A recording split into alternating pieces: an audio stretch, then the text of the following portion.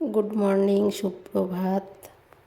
আজ গুছিয়ে চলে এলাম রান্নাঘরে, আর আমার সঙ্গে আমার পুচকুটাও আজ রান্নাঘরে চলে এসেছে। বলছে মা আমি ছাঁকনি ধরবো, তো ধরে আছে ছাঁকনিটা। আমি চা জেলে নিচ্ছি।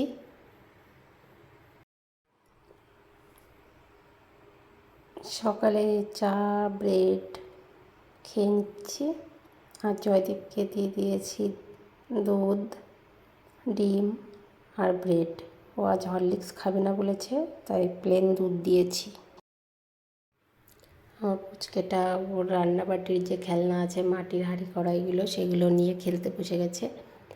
আর আমি এখন সবজি কেটে নিয়েছি, সেখান থেকে ও সবজি নিয়ে নিয়েছে, কুমড়ো নিয়ে কাটছে। মা যেটা করবে ওকে সেটাই করতে হবে।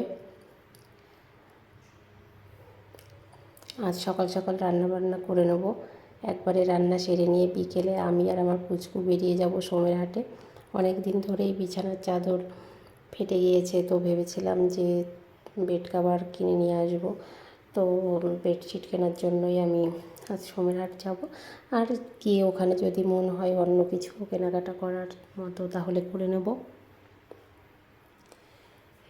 সেই জন্য এখন স্নান পুজো করে রান্নাটা করে নেব। রান্না করে খাওয়া দাওয়া করে দুপুরে একটু রেস্ট করে একটু সন্ধ্যার দিকে বেরোবো, কারণ বাবুকে নিয়ে যাব। বিকেলের দিকে গরমটা বেশি থাকে, তাই ভেবেছি সন্ধ্যার দিকে বেরোলে একটু গরমটা কম হয়ে যাবে। আর আমাদের বাড়ি থেকে বেশি দূরেও না হাটটা, 4-5 কিলোমিটার দূরে হবে, হয়তো ওরকমই হবে, ওর থেকে বেশি হবে না।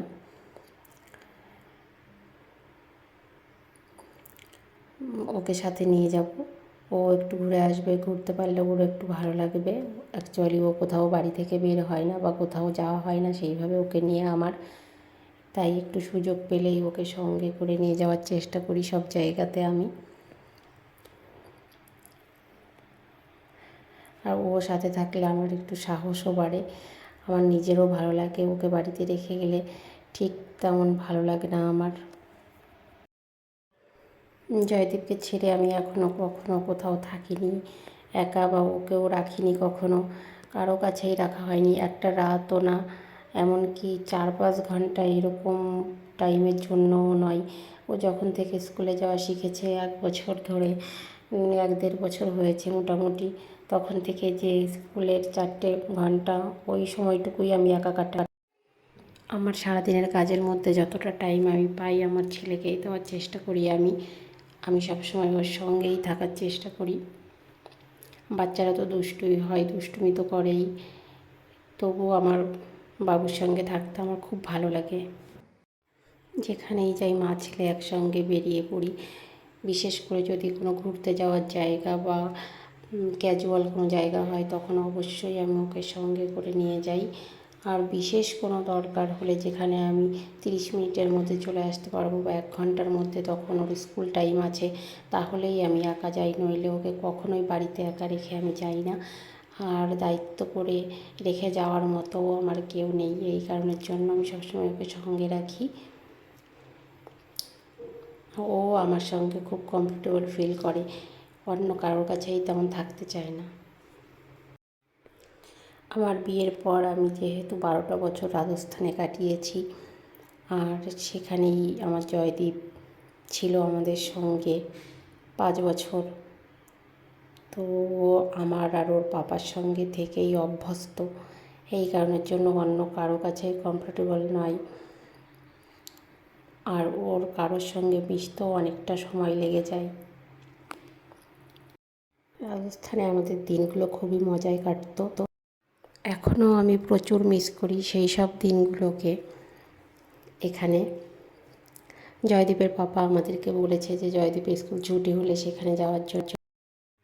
জয়দীপ ওর বাবাকে ভীষণ মিস করে এবং রাজস্থানে যেতে চাই, কিন্তু এই মুহূর্তে যদি আমি স্কুল, টিউশন, ড্রয়িং ক্লাস সব বন্ধ করে যাই ওখানে, তাহলে জয়দীপের পড়াশোনার ভীষণভাবে লস হয়ে যাবে। তাই এই মুহূর্তে আর আমাদের ঘুরতে যাওয়া হবে না। ভেবেছি জয়দীপের স্কুল ছুটি হলে কখনো বাপের বাড়িতে গিয়ে লম্বা দিন থাকা হয়নি, তাই এবার ভেবেছি অন্তত পক্ষে 3-4 দিন থেকে আসবো বাপের বাড়িতে গিয়ে। জয়দীপও ওখানে একটু এনজয় করবে, ওর ভালো লাগবে। ও মামা বাড়িতে গিয়ে কখনো 2 দিন 3 দিন বা লম্বা ট্যুর করেনি, তাই ভেবেছি এবার বাপের বাড়িতেই গিয়ে থাকবো কিছুটা দিন। আর জয়দীপের পাপার এখন আসা সম্ভব না বাড়িতে, উনি বাড়িতে আসবে বলেছে পুজোর সময়, মানে দুর্গা পুজো। যাই হোক, এগুলো নিয়ে দুঃখ করারও কোনো কারণ নেই, আর প্যানিক করারও কোনো কারণ নেই। জয়দীপ ছোট, তাই বুঝতে চায় না, কিন্তু ওকে আমাকে বোঝাতে হয়, একটু বোঝালেই বুঝে যায়। পরিস্থিতি যেমন সেইভাবেই মানুষকে মানিয়ে নিতে হয় জীবনটাকে। আর পরিস্থিতির সঙ্গে যদি কেউ জীবনটাকে ঠিকভাবে মানিয়ে নিতে পারে, তার জীবন সুন্দর হয়। Tata, bye bye.